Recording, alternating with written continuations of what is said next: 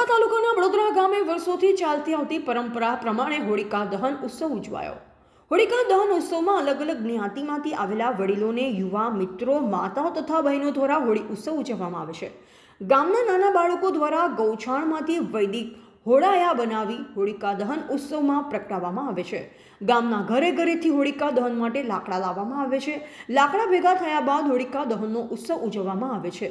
હોળી દહન કરવી ઉત્સવ એ એકતાનું પ્રતીક સાબિત થાય છે। ગામના સરપંચશ્રી તથા તમામ અગ્રણી આગેવાનો ભેગા થઈ આનંદ ઉલ્લાસથી ઉજવણી કરી હતી। Bureau chief Alpesh Patel, Aravalli.